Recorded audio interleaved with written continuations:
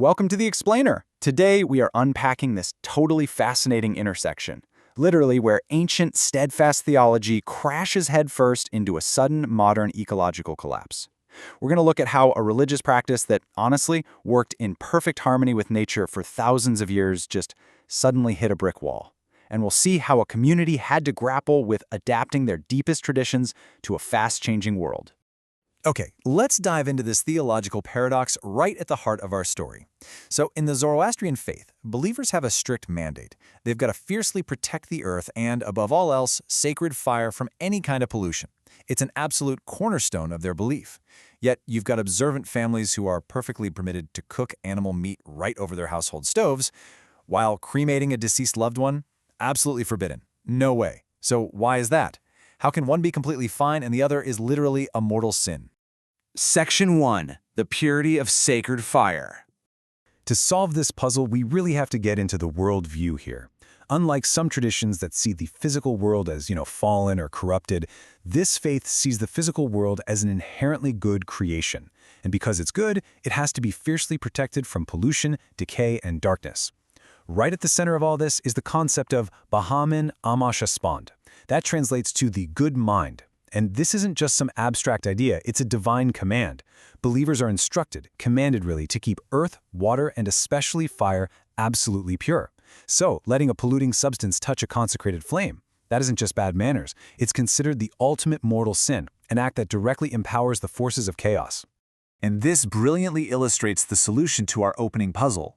According to Orthodox doctrine, the exact moment a human soul departs, that empty physical shell is instantly invaded by Druj Nasu, which is this powerful demonic contagion of decay. It completely defiles the sacred flame. But animal meat? That's classified as clean gava. See, because animals lack moral will, they don't leave behind a spiritual vacuum for demons to fill. It's an incredible loophole, really. It defines cooking meat as a natural transformation, meaning it never, ever defiles the flame. Section 2. The Ecological Closed Loop. Now, this intricate logic, it sustained the community beautifully for millennia. But, theology actually has to be put into practice. If they couldn't bury their dead in the earth, or drop them in the water, or burn them in the fire, what exactly was the solution? Well, the answer lies right in the middle of Mumbai. Surrounded by some of the absolute most densely populated, high-rise real estate on the planet, sits Dungara Wadi. We're talking about a 55-acre expanse of thick, lush forest, entirely hidden from the bustling city's streets outside its walls. And deep inside those quiet woods, the community built their solution. Within this hidden forest stand the Towers of Silence. They're used for an ancient ritual called Dakmanashini. So, instead of burial or cremation, bodies are placed in these massive, open-air stone structures. And it was brilliant, designed to be this ecologically perfect system that safely disposed of the dead without ever letting that putrefaction infect the sacred earth, water, or fire. So, the crucial point is, this magnificent stone architecture did not work alone. Not at all. The entire closed-loop system relied 100% on a very specific natural workforce: vultures. Acting basically as the biological engines of these towers, these incredible scavengers would rapidly and cleanly consume human remains in just a matter of hours. It was a flawless, ancient symbiosis. Section 3. The Vulture Extinction Crisis. But what happens when that perfect symbiosis suddenly breaks? In the 1990s, this whole system just came crashing to a screeching halt. It unfolded like this ecological true crime mystery that absolutely no one saw coming. The unexpected trigger? A drug called diclofenac. Cattle farmers across India started using this new veterinary painkiller. Now, diclofenac is completely harmless to livestock, but to vultures, it's an absolute death sentence. When the birds fed on the carcasses of cattle that had been treated with this drug, it caused immediate, fatal kidney failure. The result was, it was utterly devastating.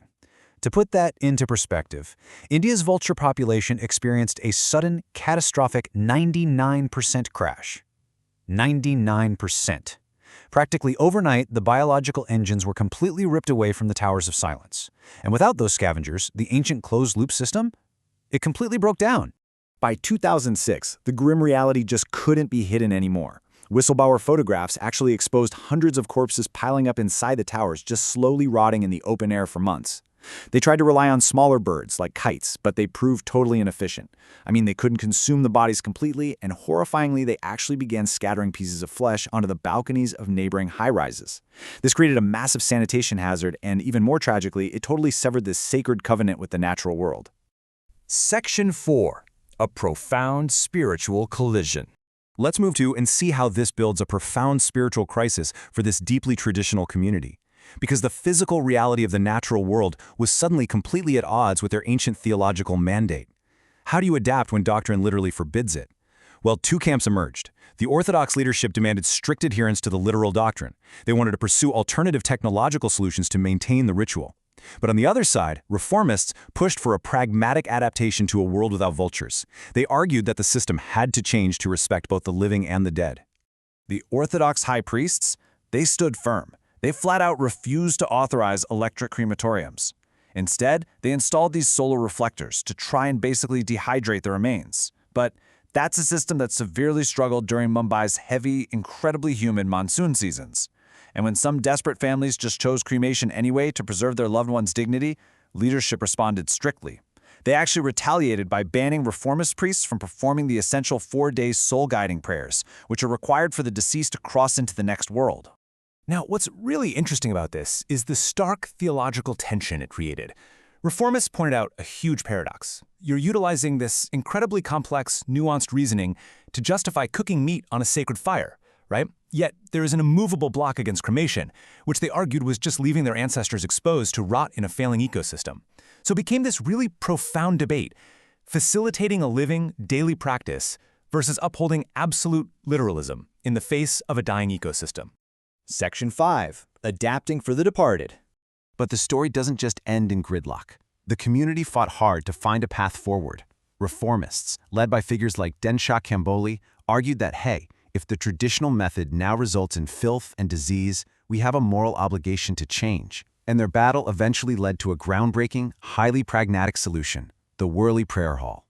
This was established as a dedicated, safe space specifically for families who made that difficult choice to cremate their loved ones. It gave them a place to respectfully handle the departed without facing exclusion from their own community.